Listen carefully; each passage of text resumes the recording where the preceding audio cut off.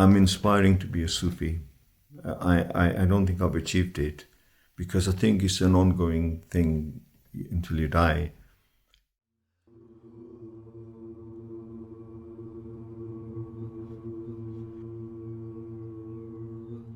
My name is Noah, which I used to be called Naz before that for a few years.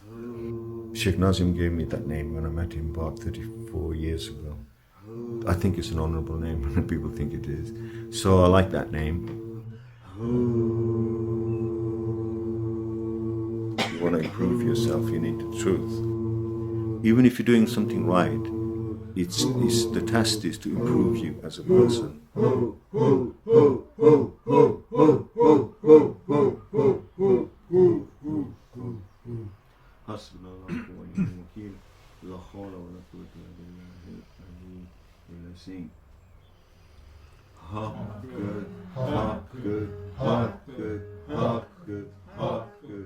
When you're in the zone, everything works around you. You know, everything, your movement is spontaneous and is synchronized with your feelings in your mind, body is working in one. Through the moment, you're connected with your spirit.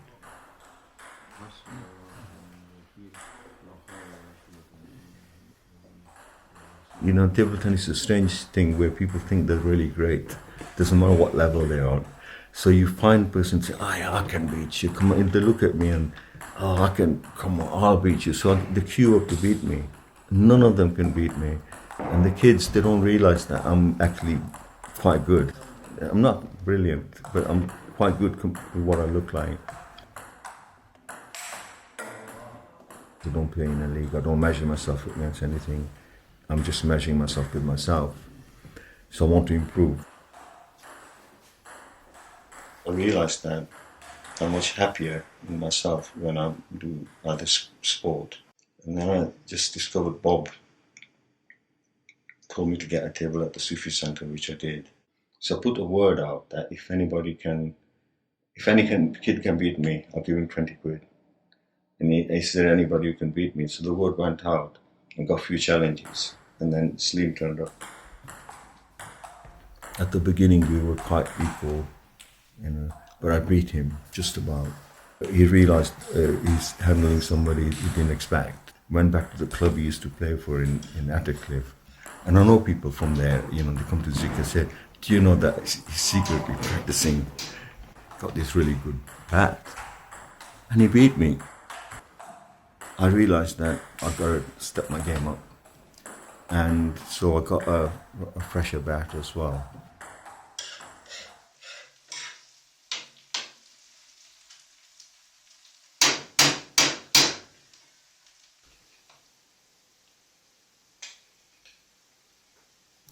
Zikr really literally means remembering God. We're remembering God together. And that connection is in every human being has their soul connection with God. It kind of revives me. Start re-examining myself. And I can't escape that re-examination. And in a way, I'm purifying myself by doing that.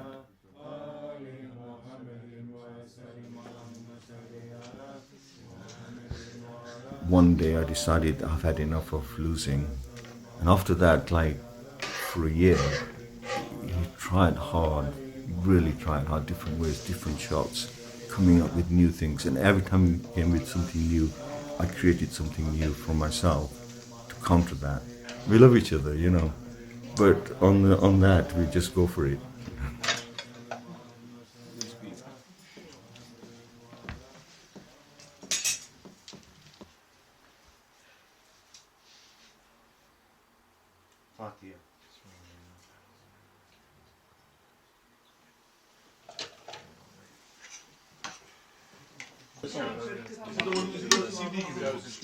There's no end to humility, there's no end to servanthood, there is no end to love.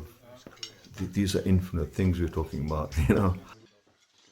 The Zikr culture of my group is a really beautiful one. We're not necessarily, I would say, leftovers, but in a way we are, you know.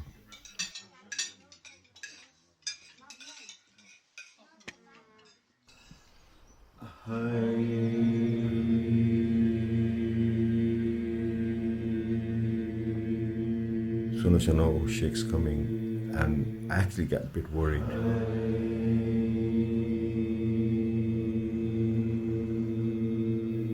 All the things I'm not doing right.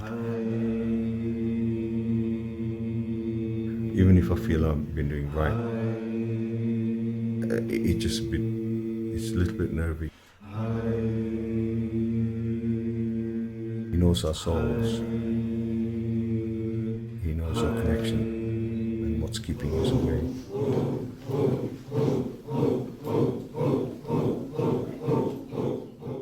The main thing I'm aiming for is the divine presence, and I know that divine presence has to come through divine love. But he's a teacher of many dimensions. He's a teacher, from different aspects of life. He's a teacher on a very, very deep level. Inshallah, we're going to make bayat. Bayat is done with the right hand over the right shoulder, connecting like a chain.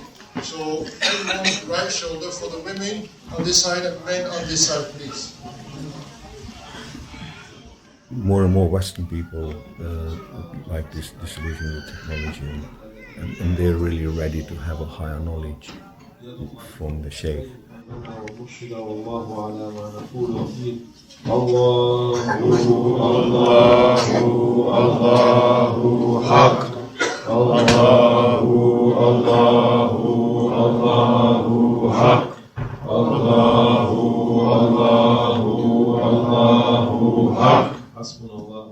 He's specially been told to come to Europe.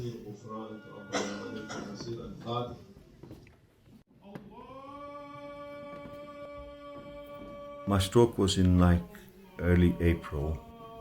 It was very bad at the beginning.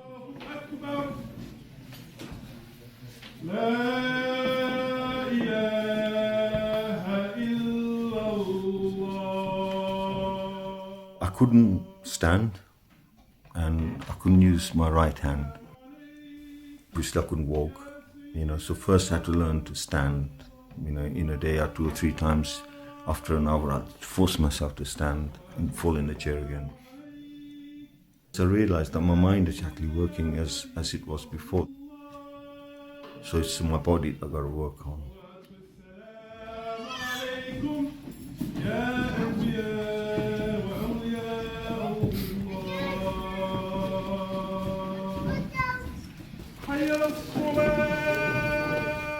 So I learned to sort of tap it back just about.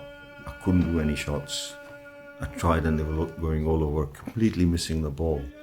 With Bob, he phoned me up, "Oh, what's happening?" I said, "Bob, I had a stroke." And he played me a game. Then I won the next 3 or 4. And he said, "It's because I felt sorry for you." And I didn't like that. I said, "You don't you dare feel sorry for me. I don't feel sorry for myself." Whereas Saleem came back, and he didn't have one little hint of the fact that he's going to feel sorry for me or anything. He came in and was smashing the ball past me like a bullet, And I said, wow, I got to pick myself up. I did my best, very best, and he thrashed me,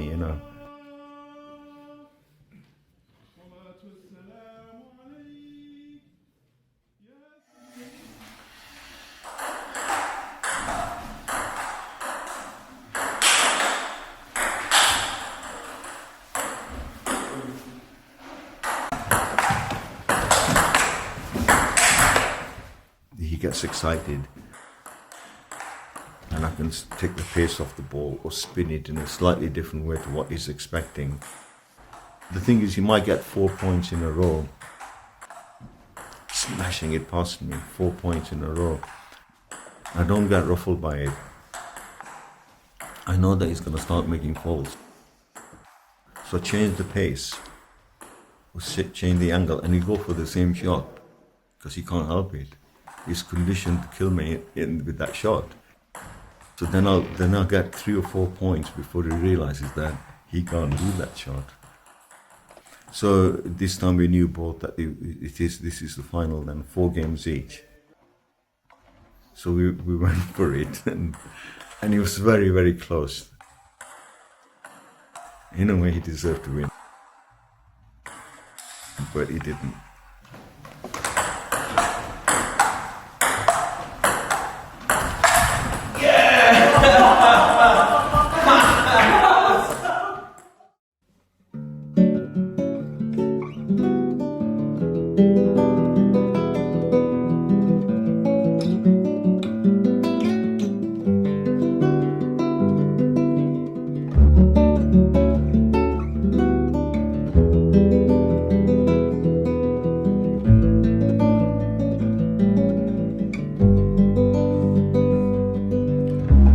Strip away your illusion, your delusion, your confusion.